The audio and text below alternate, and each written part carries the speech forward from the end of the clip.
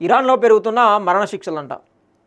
ఇరాన్లో మరణశిక్షలపై అంతర్జాతీయ మానవ హక్కుల సంఘాలు, స్వచ్ఛంద సంస్థలు ఆందోళన వ్యక్తం చేస్తున్నారట. ఇరాన్లో ఏటా మరణశిక్షలు ఆందోళనకల రీతిలో పెరుగుతున్నాయట. గత 3 దశాబ్దాల్లో ఎన్నడూ లేని విధంగా ఇటీవల ఈ శిక్షలను ఇరాన్ అమలు చేయడం గమనార్హమట. గతేడాది దాదాపు 975 మందికి మరణశిక్ష అమలు చేసినట్లు అంచనాట. ఈ ఏడాది ఇప్పటికే ఆ సంఖ్య దాటిపోయిందని నార్వే కేంద్రంగా పనిచేసే ఐహెచ్ఆర్ వెల్లడించిందట. బాహ్య ప్రపంచానికి తెలిసిన దానికంటే వాస్తవానికి ఈ సంఖ్య మరింత ఎక్కువగానే ఉండవచ్చని ఐహెచ్ఆర్ డైరెక్టర్ మహమ్మద్ అమీరీ మొగుద్దం పేర్కొన్నారట. గడిచిన వారం వ్యవధిలోనే 64 మందికి శిక్షణ అమలు చేసిందట. సరాసరి నిత్యం 9 మందిని ఉరితీసినట్లు ఇరాన్ మానవ హక్కుల బృందం వెల్లడించిందట. మొత్తంగా ఏడాది ఇప్పటికే 1000 మందికి మరణదండలు అమలు చేసిందని అంచనా వేసిందట. గతంలో అనేక విధాలుగా మరణదండలు అమలు చేసిన ఇరాన్ ప్రస్తుతం ఉరిశిక్ష ద్వారానే ఎక్కువ అమలు చేస్తుందని సమాచారం అట.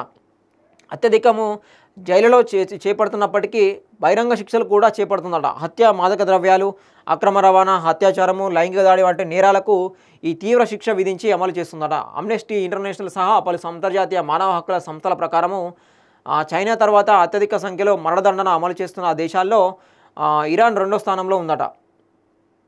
బీజింగ్ ఏటా వేలాది మందికి మరణశిక్ష అమలు చేస్తుందనే వాదన ఉన్నప్పటికీ ఈ విషయంలో పూర్తి వివరాలు అందుబాటులో లేవంట. సో మొత్తానికి ప్రపంచవ్యాప్తంగా మరణశిక్షలు వేసే దేశంలో ఏదైనా ఉందంటే అది ఫస్ట్ చైనా, దాని తర్వాత ఇప్పుడు ఇరాన్ ఉందంట.